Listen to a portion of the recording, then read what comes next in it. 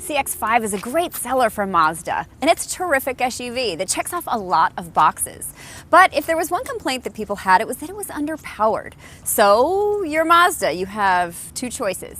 You can ignore people, or you can give it more power. So, what did Mazda do?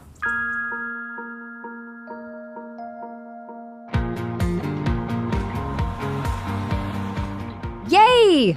They gave this second-generation refresh more power in the form of their 2.5-liter turbocharged engine that's on both the Grand Touring Reserve and the newest and highest Signature trim level, both which, incidentally, only come with all-wheel drive. That 2.5 turbo is the same mill that sits under the hood of the larger 3-row CX-9 and Mazda 6 turbo.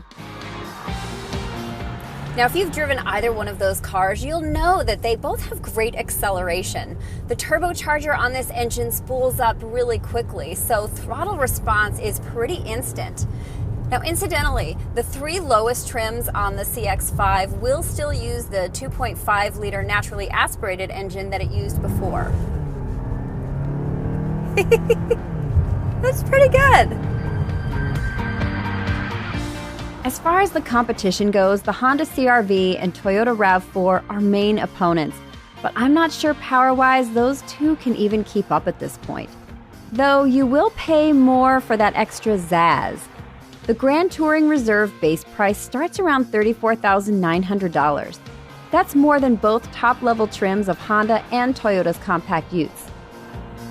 Now, don't get me wrong, the CX-5 is not going to be threatening the Alfa Romeo Stelvio Quadrifolios Nürburgring lap time anytime soon, but with the sport mode on, it definitely keeps things a little bit more energetic and spry. The 6-speed automatic transmission does as well. It does a nice job keeping the gear that you want it to be in, and it has a rev matching feature when you're in sport mode. So it's definitely more sporty. The steering feels sharp and snappy. I like the weight of it. It's not too heavy, but it's not too loose either. The brakes also feel like they're appropriately matched. They're not super grabby, but they're assertive. The suspension has also been retuned on this for more of a performance drive in mind.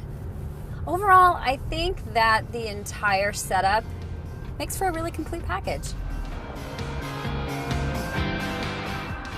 Mazda's really upped their design game in the last several years. The exteriors are sleek and attractive. They're not overworked and fussy. They take a lot of cues from the European guys.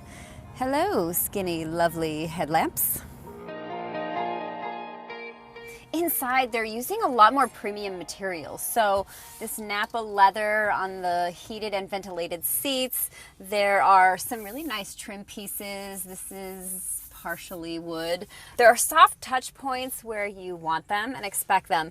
Now, of course, this is the highest signature trim. So on the lower trim levels, there are going to be some more plastics, but the overall layout of the cockpit, of course, is the same. And honestly, in this category, this is one of my favorites. So in the one area that I would dock a little bit of points is this. So in this time of seeing these massive screens from space, the 7-inch touchscreen in here is a little bit small. But otherwise, everything is really intuitively placed and it all works kind of well together. It's no wonder that this is such a good seller for Mazda. The base sport model comes standard with the Mazda Connect infotainment system, a leather-wrapped steering wheel, push-button start, remote keyless entry and blind spot monitoring with rear cross traffic alerts. That's a lot of good stuff in a base model. So you do have to move up one level to the touring trim. However, once you get there, Apple CarPlay and Android Auto are now available. Yay! Okay, so while we're talking about trim levels, just for a second, I want to make mention of something. It wasn't that long ago that the touring trim would have been one of the top highest trim levels. But maybe this is a marketing or PR thing. Now this is the second trim level and there's a Grand Touring and a Grand Touring Reserve and a Signature. Not unlike ladies' clothing where like a size 6 is now a size 2. This might be to kind of make customers feel better, but hey, If I can squeeze into a skinnier pair of jeans, then who says you can't be driving a more expensive sounding car? Anyway, rant over. The higher up that trim chain you go, the more you get. Larger 19-inch wheels, a Bose audio system, leatherette or leather-trimmed seats, 8-way power driver's seat adjustments, Mazda's nav system, and safety features like lane departure warnings, automatic emergency braking, and smart cruise control with stop-and-go functions. The CX-5 is Mazda's best seller, so of course, if you've got the cash, the option sheet is available for your shopping pleasure. See, look, there's 2 USB ports back here. Both seats are heated, 2 cup holders. Nobody's getting in a fight back here in the brown leather man cave, although there's no climate control, so maybe there's 1 or 2 fights. Shop wisely. Speaking of money, the 2.5-liter turbo does take a toll at the pump. Though I'd say that hit was worth it, 100%. The base sport model starts around $25,500, including destination charges. On that, the touring or grand touring add on $1,400 if you opt for all-wheel drive. The signature trim hovers closer to $38,000. Our tester is around $40,000 with some extra options, including this metallic snowflake white paint. No, that is not a commentary on the CX-5's personality. In fact, the CX-5 is anything but a snowflake. Mazda's making bold choices, and they have a clear vision. And clearly that vision is aiming higher than the Hondas and the Toyotas of the world.